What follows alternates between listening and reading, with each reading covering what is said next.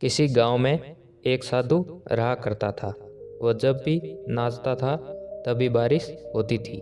इसलिए गांव के लोगों को जब भी बारिश की ज़रूरत होती तब ये लोग साधु के पास जाते और उनसे यह अनुरोध करते कि वह नाचे, और वह नाचने लगते तो बारिश ज़रूर होती थी। कुछ दिनों बाद 4 लड़के शहर से गांव में घूमने आए।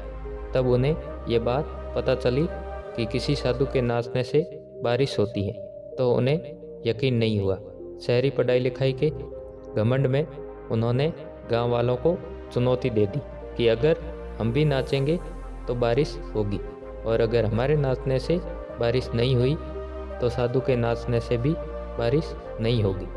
अगले दिन सुबह सुबह गांव वाले उन चारों लड़कों को लेकर साधु की कुटिया के पास पहुंचे। गांव वालों ने साधु को सारी बात बताई। फिर उन लड़कों ने नाचना शुरू किया। पहले लड़के ने नाचना शुरू किया। आधा घंटा बीत गया। फिर पहला लड़का थक कर बैठ गया और बादल नहीं दिखे। कुछ देर बाद दूसरे लड़के ने नाचना शुरू किया और 1 घंटे बीतते बीतते वो भी थक कर बैठ गया। बाकी दोनों लड़कों ने भी ऐसा ही किया, पर बारिश नहीं हुई। अब साधु की बारी थी। उसने नाचना शुरू किया। 1 घंटा बीत गया पर बारिश नहीं हुई। साधु फिर भी नहीं रुका, वह नाचता ही रहा। नाचते नाचते 2 घंटे बीत गए पर बारिश नहीं हुई। 4 घंटे बीत गए पर बारिश नहीं हुई, लेकिन साधु तो रुकने का नाम ही नहीं ले रहा था। धीरे धीरे शाम ढलने लगी कि तभी बादलों की गड़गड़ाहट सुनाई दी और थोड़ी देर बाद जोरों की बारिश होने लगी। यह देखकर चारों लड़के दंग रह गए और तुरंत साधु से क्षमा मांगी।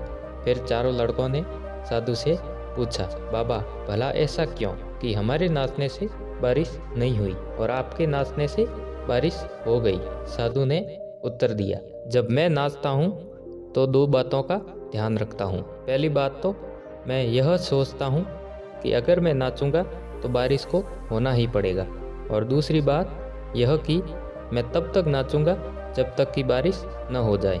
सफलता पाने वाले में भी यही गुण विद्यमान होता है। वे जिस काम को भी करते हैं उसमें उन्हें सफल होने का पूरा भरोसा होता है, और वह तब तक उस काम को करते हैं जब तक कि उस काम में सफल नहीं हो जाए। इसलिए अगर हमें सफलता हासिल करनी है तो इस साधु की तरह ही अपने लक्ष्य को प्राप्त करना होगा।